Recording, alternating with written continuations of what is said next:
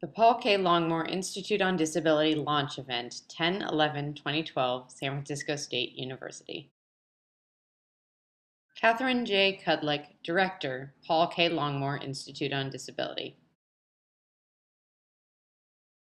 So I'm honored and humbled by this. As you've heard, his legacy was very important here, and these are very big shoes to fill. And every single day that I stay here, another 5 minutes, I realize those shoes have gotten bigger and bigger and bigger. And they just got about 10 sizes bigger when I realized how much you did in the first year. We've been here 3 months, we got our furniture today, the sign today, the business cards today. And then, but it's all working out, so it's great.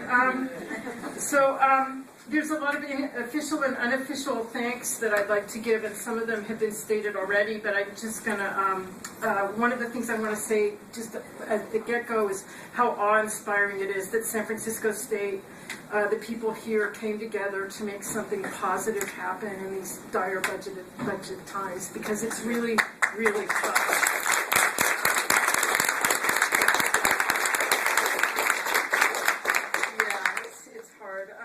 I want to thank my friend Paul. In retrospect, I had a lovely email from his sister this morning wishing us all the best, and I miss him terribly. I had a little meltdown putting some of his items together down at the Institute that I hope you'll all visit on the way out. We have a little area just with some pictures of him and stuff, and we're going to honor his legacy in lots of ways. And the administrative support, of course, has been extraordinary.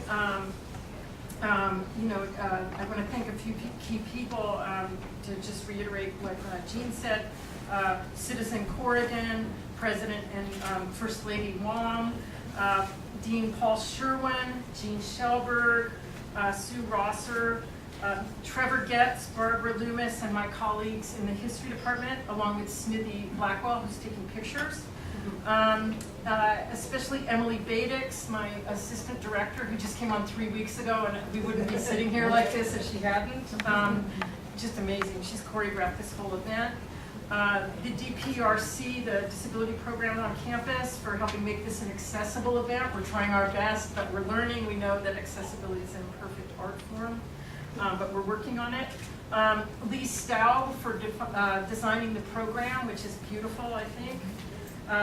Kayla Tolentino, who designed the doors. We're going to have a door in the Institute, but she designed these beautiful Hobbit doors and an X-Men door to kind of model disability in different ways, and she's our student intern.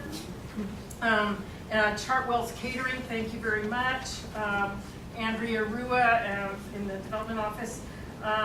And of course, my family, including my parents, my sister, and my étoile, who are all here today, and I want to thank all of you very much.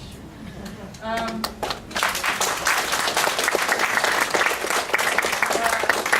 I also want to thank the donors and the supporters who gave very generously to allow me to be standing here today, and to allow for the chairs that you'll be sitting in. Each one is a little endowed chair. To fill those big shoes, I guess I got to get started. So let me tell you a few things about our mission, what we want to be doing, and outline a few projects. And our mission, of course, is to build. I tell everybody who will listen, our mission is to build on what Paul Longmore started, but also to introduce new ideas.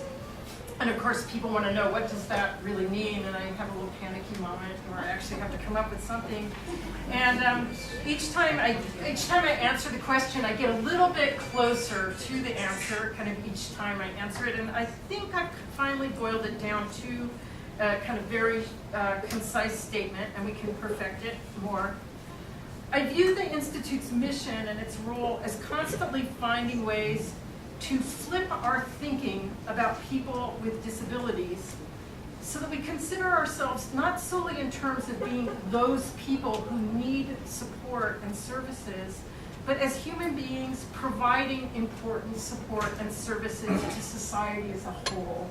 And I think that's really at the root of everything. It's not just taking, it's giving. And I think that you flip it in such a way that people can understand that people with disabilities are giving a lot. Disability is a positive and useful force in society. It's not just all downer, bummer, sadness, all of that. Disability is a means for questioning, as people said about my work, about taking finding what we take for granted and questioning that in new ways, because not everybody does things in the same way. So what does that mean when you question that? This requires thinking of disabled people as engines of creative thinking and of social change, and I think we're central to that. And just a couple of questions to get your minds going on that. What would it take to start considering people with disabilities as job creators, as ingenious problem solvers, or even as providing the no less worthy, maybe a little bit more negative, but still very interesting concept as being canaries in the mine shaft for everyone. And I think that's something worth considering. Central to this is to bring in non-disabled people, those who may not think of themselves this way, into our conversations at every level, as having a real stake in what we say, what we think, and how we think about it. So the goal of the Institute is to foster a series of unlikely conversations, to bring together students and faculty and staff on campus, and to bring them into dialogues that put San Francisco State out into the community and bring the community into San Francisco State. I think those things need to happen together. Now we're just embarking on our first projects, which must be sustained from support beyond the university. Already we have some encouraging signs about these projects moving forward. And let me mention a couple of areas just to give you some specifics that we're engaged in. First of all, the most obvious tangible, well no, the second most obvious tangible one, the first one will come up in a minute, but we're building a first-rate, unrivaled disability studies library. And this is based on Paul Longmore's books and my books. We put them together in the Institute, and people are already volunteering to donate their own collections. 2 boxes came in this afternoon, which is really beautiful. And this would make it probably the best disability studies library in the world, which is huge. This is a new field, very exciting for all of us. Students and researchers can come and consult using equipment that will make them accessible to anybody that walks in the door, ideally. People that use assistive technology, there'll be scanning, there'll be all sorts of things. Eventually, we might even consider making them available online. There's also our online presence, and I want to thank Luis Maurizio for designing a beautiful webpage. If you haven't been there, go. It's on the program flyer, the program here. And it's at the root of our area that we will develop in the future on the webpage is Paul Longmore's impressive disability bibliography, which is extensive. I think it's something like 800 entries, I think, 800 pages. I don't remember. It's huge. I mean, I've gone through, scrolling through. We're going to make it an ongoing wiki sort of thing that people can add entries to this disability bibliography. There will also be his timeline. He started this amazing disability history timeline that we can add to and show that history, not being just in the past 20 years, but going back to ancient times with everything.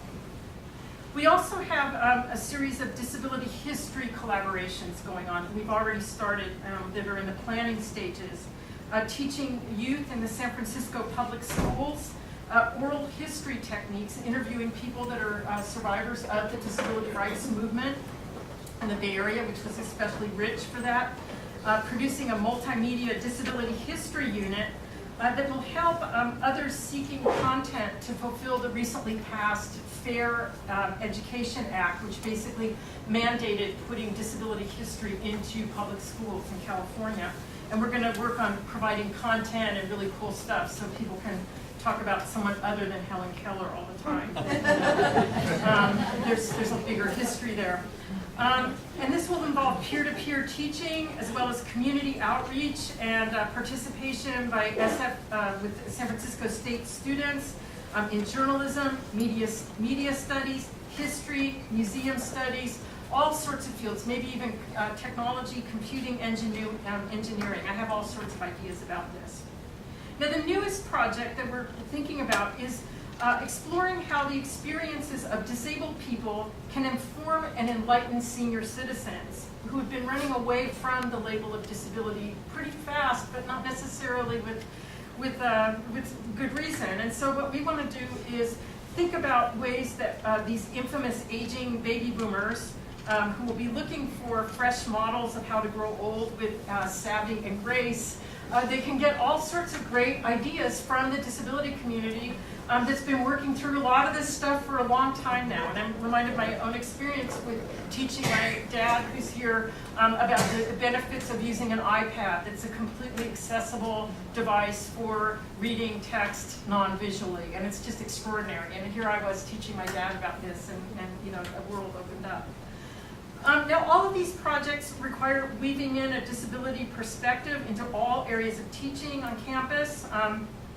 Not only where we expect it, such as in special ed and policy, rehabilitation, and all the normal fields that are associated with that, but also in humanities, the sciences, engineering, creative arts, every field imaginable. And our first tangible project then is going to be this quilt. You can see it rolled up there. We will talk more about that in a minute, but it's going to represent a lot of the culmination of these ideas. For more detail about the specific projects, obviously come and talk to me now, talk to us down at the Institute, come visit, and check out our website, of course, where there's more updates and information. Now I want to turn to our panelists. I invited three young up-and-coming disability scholars, scholars with disabilities, disabilities with scholars.